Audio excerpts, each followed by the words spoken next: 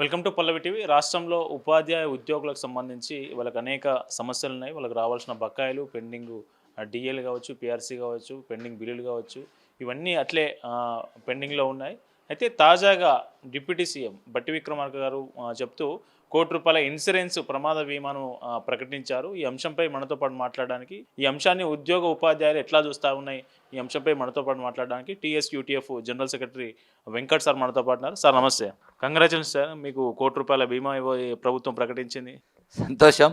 ₹1,00,00,000 బీమా ఇవ్వడం అది ప్రభుత్వం ప్రకటించింది. నిన్న బట్టి విక్రమార్క గారు ఆర్థిక శాఖ మంత్రిగా పేపర్లో చూసాం. మరి అది ఎవరితో చర్చించి ప్రకటించారు ఏంటనేది అయితే మాకు తెలియదు. జేఏసీ నాయకత్వానికి కూడా తెలియదు. ₹1,00,00,000 ఇస్తున్నారంటే సంతోషిస్తాం, స్వాగతిస్తాం, దాంట్లో ఇబ్బంది ఏం లేదు. కానీ ఇప్పుడు ముందు కోరుకునేది ఏంటంటే ఈ బకాయిలు ఎప్పుడు ఇస్తారు, అప్పుబడ్డ బకాయిలు ఎప్పుడు ఇస్తారు, మేము దాచుకున్న డబ్బులు ఎప్పుడు ఇస్తారు. అంటే సస్టే ₹1,00,00,000 ఇస్తామని చెప్తున్నారు. కానీ బతకడానికి అవసరమైన ఉపాధికి అవసరమైన బ్రతుకుదెరువు కోసం అవసరమైన బకాయిలు చెల్లించకుండా మరణానంతరం ఇచ్చే ₹1,00,00,000 కోసం మేము ఆశపడే పరిస్థితి కల్పించడం అంటే ప్రభుత్వం ఉద్యోగులను తమ సమస్యల కోసం పోరాటాలు చేయకుండా ఏదో మభ్యపెట్టే చర్యగా దీన్ని మేము అభిప్రాయపడుతున్నాం. కాబట్టి ఇట్లాంటి ఎత్తుగడలతోటి ఉద్యోగులను ఏదో జిమ్మిక్కులు చేద్దామనుకుంటే అది ప్రభుత్వానికి మంచిది కాదు. గత ప్రభుత్వం ఉద్యోగుల పట్ల చాలా ఉద్దేశపూర్వక నిర్లక్ష్యంగా వ్యవహరించింది. కాబట్టి ఆ ప్రభుత్వం పట్ల ఉద్యోగులందరూ ఆగ్రహంతో ఉన్నారు. సరే, తమ శక్తి మేరకు ప్రభుత్వం మార్పును కోరుకున్నారు. కానీ ఈ ప్రభుత్వం వస్తే వీరు ఎన్నికల్లో ఇచ్చిన హామీలను, మేనిఫెస్టోను పక్కన పెట్టేసి కొత్త ప్రకటనలతో ఉద్యోగులను కన్ఫ్యూజ్ చేస్తూ ఉన్నారు. ఇది సరైనది కాదని చెప్పదలుచుకున్నాం. ఈరోజు రిటైర్డ్ అయిన ఉద్యోగులు దాదాపు మార్చి 2024 తర్వాత ఇప్పటి వరకు 12,000 పైగా ఉద్యోగులు రిటైర్ అయ్యారు. ఇంతమంది ఉద్యోగులకు ₹1 డబ్బు చెల్లించడానికి కూడా ఈ రాష్ట్ర ప్రభుత్వం ప్రత్యామ్నాయ చర్యలు చేయట్లేదు. పైగా సర్వీసులో ఉన్న ఉద్యోగులుగా మాకు మా సరెండర్ లీవ్స్ కానీ, మా బిల్లులు కానీ, ఇతర బకాయిలు జీపీఎఫ్ డబ్బులు కానీ లోన్ పెట్టుకొని సంవత్సరాలు గడుస్తుంటే విడతల వారీగా ఇప్పుడు ఇస్తున్న 700 కోట్ల రూపాయలు నెలకు ఇస్తున్నామని చెప్తున్నారు. ఈ 700 కోట్లు ఎవరెవరికి ఇస్తున్నారో ఎక్కడ స్పష్టత లేదు. దానికి సంబంధించిన డాటా ఎప్పటికప్పుడు ప్రతి నెల రిలీజ్ చేస్తామన్నారు. 1 నెల 2 నెలలు ప్రెస్ మీట్ పెట్టి ఆర్థిక మంత్రి గారు ప్రకటించారు. ఆ తర్వాత ఎవరికి ఇస్తున్నారో మరి మాకైతే తెలియదు. జేఏసీ నాయకత్వానికి సంబంధం లేదు, ఉపాధ్యాయ సంఘాలకు సంబంధం లేదు. 700 కోట్లు ఇస్తున్నామని చెప్తున్నారు. ఇక మూడో అంశం, ఉద్యోగుల పట్ల ఈ ప్రభుత్వానికి చిత్తశుద్ధి ఉంటే ఈ డిమాండ్లు పరిష్కరించడానికి మేము జేఏసీ నాయకత్వంగా బట్టి విక్రమార్క గారి సమావేశంలో ఓ సూచన చేశాం. అయ్యా, మీరు ఆనాడు 10,500 కోట్లు బకాయి ఉన్నది. మీరు 500 కోట్లు 600 కోట్లు ఇస్తే 20 నెలలు పడుతుంది. ఈ 20 నెలలు ఇలా ఇన్స్టాల్మెంట్గా ఇవ్వడం కరెక్ట్ కాదు. ఈ 10,000 కోట్ల రూపాయలు ఏదో పేరుతో అప్పు తెచ్చి ఉద్యోగులందరి బకాయిల్ని తీర్చేస్తే మీరు ఇవ్వాలనుకుంటున్న ఈ ఇన్స్టాల్మెంట్లు ఉద్యోగులకు ఇచ్చే బదులు ఆ అప్పు తెచ్చుకున్న కాడ ఇన్స్టాల్మెంట్ కట్టుకుంటే ఒకేసారి ఉద్యోగులకు సమస్య పరిష్కారం అవుతుంది, ప్రభుత్వానికి వెసులుబాటు ఉంటుంది, ఆ ఇన్స్టాల్మెంట్లు అప్పులు కట్టుకోవచ్చని.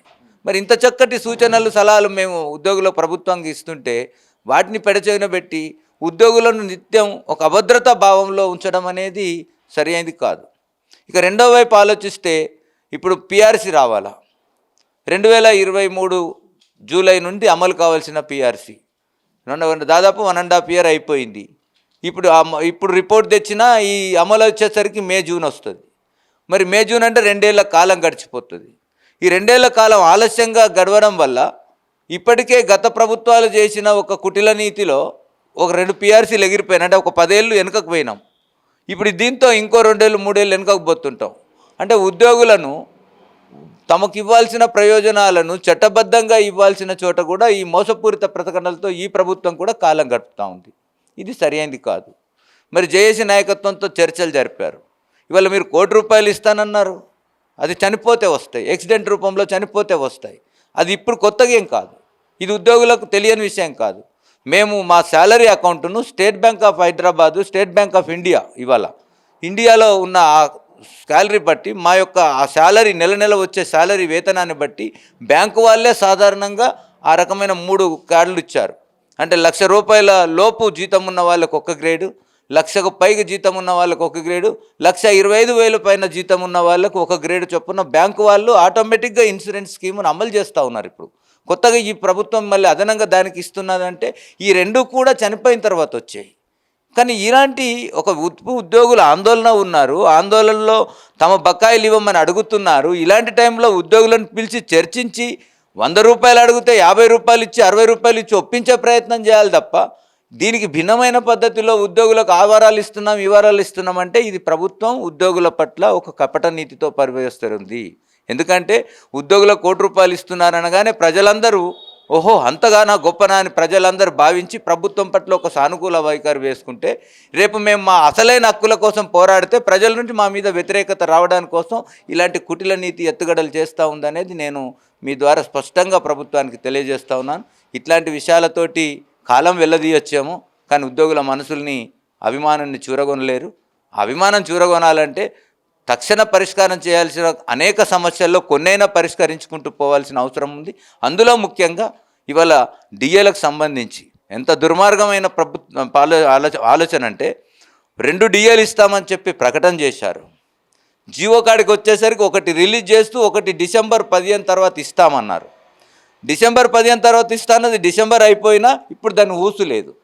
హెల్త్ కార్డులు 15 రోజులు అన్నారు, 6 నెలలు గడిచింది. ఆరోగ్య బీమా అన్నారు, ఆరోగ్య బీమా లేదు. మేము డబ్బులు కొంత కట్టుకుంటాము హాస్పిటల్లో పెట్టండి అంటే కూడా ఏ హాస్పిటల్ ఇవాళ ఈ రాష్ట్ర ప్రభుత్వాన్ని నమ్మి ముందుకు వచ్చే పరిస్థితుల్లో లేవు. వీళ్ళు ఎందుకు హెల్త్ కార్డులు జాప్యం అవుతున్నాయి, లేట్ అవుతున్నాయి అంటే ఈ ప్రభుత్వాలు ఆ హాస్పిటళ్ళకి ఇవ్వాల్సిన బకాయిలు సకాలంలో ఇస్తాయనే నమ్మకం హాస్పిటళ్ళకు లేదు. కాబట్టి ఏ హాస్పిటల్ కూడా హెల్త్ కార్డు కింద వైద్యాన్ని అందించడానికి ముందుకు రావట్లేదు. అంటే ప్రభుత్వాలు కార్పొరేట్ శక్తుల దగ్గర విశ్వాసాలని కోల్పోయినాయి. దానికి కారణం ఏంటంటే వీళ్ళు ఎప్పుడు కూడా సకాలంలో ఏ సంస్థలకు బిల్లులు చెల్లించట్లేదు. ప్రభుత్వాలు కొన్ని ఇంత ఆర్థిక బలహీనత ఉంది, ఆర్థిక లోటు ఉంది, ఇబ్బందులు ఉన్నాయి అని మేము అర్థం చేసుకుందామంటే రకరకాల పేర్లతోటి కొత్త కొత్త స్కీములు తీసుకొస్తూ ఇవాళ ప్రజల మీద భారం మోపే చర్యలకు పూనుకుంటుంది కదా ప్రభుత్వం. ఇవాళ విద్యారంగంలో తీసుకుందాం, ఈ ప్రభుత్వానికి ఎన్జిఓల పేరుతో అనేక రకాలైన గ్రాంట్స్ వస్తూ ఉన్నాయి. ఆ గ్రాంట్స్ నువ్వు ఎడ్యుకేషన్ మీద పెట్టచ్చు. ఎడ్యుకేషన్ మీద ఖర్చు పెట్టకుండా ₹1 ఇవాళ రాష్ట్ర ప్రభుత్వం రోజులు వెళ్ళదీయగలుగుతుంది. ఇట్లా ఎన్జిఓలు అలాంటి చోట్ల నుంచి వస్తున్న ఆర్థిక విరాళాలతో ఇవాళ విద్యారంగాన్ని నడుపుతూ అటు ఉపాధ్యాయుల సమస్యలు పరిష్కరించకుండా ఇటు విద్యారంగాన్ని కొత్త ప్రమాదంలోకి నెట్టేస్తూ మరి ప్రభుత్వం ఏం సాధించదలుచుకుందో మాకైతే అర్థం కావట్లేదు. ఏ ప్రభుత్వమైనా ప్రజాస్వామ్య ప్రక్రియలో పేదలకు బడుగు బలైన వర్గాలకు నాణ్యమైన విద్యను అందించడానికి ప్రయత్నం చేయాలి. అందుకోసం పనిచేసే ఉపాధ్యాయులకు ఉద్యోగులకు అన్ని రకాలైన సౌకర్యాలను కల్పించే ప్రయత్నం చేయాలి. ఈ రెండింటిలో ఈ రాష్ట్ర ప్రభుత్వం వైఫల్యం చెందుతోంది. ఇప్పటికైనా మార్చుకుంటే వచ్చే 3 ఏళ్ల కాలంలో బాగుంటుందని చెప్పి మేము మీ ద్వారా ప్రభుత్వానికి విజ్ఞప్తి చేస్తూ ఉన్నాం.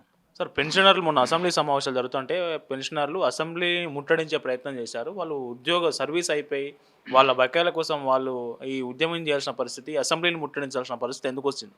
చాలా బాధాకరం. ఒక్కొక్కరు 60 ఏళ్ళ వయసు దాటిన ముసలాళ్ళు, పెద్ద మనుషులు వాళ్ళకు అనేక రకాల జబ్బులకు గురై ఇలా వైద్యం చేయించుకుందామంటే చేతిలో డబ్బు లేదు. రిటైర్డ్ అయ్యి 6 నెలలు 1 ఇయర్ గడిచిపోయినా ₹1 కూడా బకాయి రాకుండా కేవలం పెన్షన్ మీద బతుకుతున్న పరిస్థితి. ఇవేవో వాళ్ళు ప్రభుత్వం నుంచి అదనపు రాయితీలు కోరట్లేదు. ఎన్నో ఏళ్ళుగా పోరాటం చేసి సాధించుకున్నది పెన్షన్ హక్కు 1986. అందుకే రివైజ్డ్ పెన్షన్ రూల్స్ 1980 అంటే 1980 వరకు ఉన్న రూల్స్ అన్ని మార్చుకొని 80లో ఒక సమగ్ర పెన్షన్ రూల్స్ తెచ్చుకున్నాం. 80 నుండి 40 ఏళ్ళు అనుభవించిన ఈ సౌకర్యాల్ని ఇవాళ ఈ రాష్ట్ర ప్రభుత్వం మరింత నిర్దాక్షిణ్యంగా అనగదొక్కుతూ ఉంది. వాళ్ళు రోడ్డు మీదకి రావడం అనేది ఊరికే రారు, వాళ్ళ కుటుంబం. అంతేందుకు ఇవాళ ఈ ప్రభుత్వం కనువిప్పు కలగాలి. 40 మంది సకాలంలో వైద్యానికి డబ్బులు లేక అయ్యో డబ్బులు రావేలేదని మనోవేదన చెంది 40 మంది చనిపోతే కూడా ఈ రాష్ట్ర ప్రభుత్వానికి కనికరం లేదంటే చాలా బాధాకరం. అందుకే మేము చెప్తున్నాం ప్రభుత్వానికి మరీ విజ్ఞప్తి చేసేది ఒక్కటే, ఈ ఉద్యోగుల పట్ల ఒక కఠిన వైఖరిని వదిలి ఒక ఆప్యాయతతో అనురాగంతో కూడిన వైఖరితో మీరు ఆలోచిస్తే సొల్యూషన్ మేము చెప్పింది కరెక్ట్. ఎన్నో కోట్ల రూపాయల అప్పులు తెస్తున్నారు, ఎన్నో రకాల స్కీముల కోసం అప్పులు తెస్తున్నారు, ఎన్నో స్వచ్ఛంద సంస్థల నుంచి మీరు విరాళాలు తీసుకుంటున్నారు. ఈ అమౌంట్ను మీరు ఉద్యోగుల బకాయిల మీద కనుక ఖర్చు పెట్టగలిగితే ఈ రాష్ట్రంలో ఉన్న ఉద్యోగులు ప్రశాంతంగా ఉండగలుగుతారు. రిటైర్డ్ అయిన పెన్షనర్స్ వాళ్ళు మేము బాధపడుతున్నాం. వీళ్ళు ఉద్యోగ సంఘాల నాయకులుగా, ఉపాధ్యాయ సంఘ నాయకులుగా మేము నాయకత్వంలో సర్వీసులో ఉండి మేము చేస్తే పోరాటాలు చేస్తే రిటైర్ అయిన వాళ్ళ హక్కులు నిలబెట్టాల్సిన వాళ్ళం. ఇలా వాళ్ళు పోరాటాల్సిన పరిస్థితిలోకి వచ్చిండ్రు. వాళ్ళు రోడ్డు మీదకి ఎక్కుతుంటే చూస్తూ చాలా బాధపడాల్సిన పరిస్థితి, ఇబ్బంది పడాల్సి వస్తున్న పరిస్థితి ఉన్నది. ఇది చాలా మంచిది కాదు. మరి వాళ్ళు అసెంబ్లీకి వైపు పోవాలనుకున్నారంటే వాళ్ళ ఆవేదనను ప్రభుత్వం అర్థం చేసుకోవాలి. ఒక్కసారి కాదు, గతంలో ఎన్నికల పేరుతో జూబ్లీహిల్స్ ఎన్నికల సందర్భంగానే పోరాటానికి పిలుపిస్తే బట్టి విక్రమార్క గారు ఆర్థిక మంత్రి గారు చర్చలకు పిలిచి వాళ్ళని ఒప్పించి ఆపారు. మరి జూబ్లీహిల్స్ ఎన్నికలు అయిపోయినాయి, ఇంకో ఎన్నికలు వస్తాయి. ఎన్నికలు వచ్చినప్పుడు పోరాటం చేస్తామంటే ఎన్నికల్లో నెగటివ్ వస్తుందని చెప్పి ప్రభుత్వాలు ఉద్యమాలను ఆపుతున్నాయి. కానీ ఎన్నికలు అయిపోయిన తర్వాత సమస్యను దాటవేస్తున్నాయి. కాబట్టి ఇది కాలం గడపచ్చేమో, కానీ ప్రభుత్వం పట్ల విశ్వాసం పోతుంది.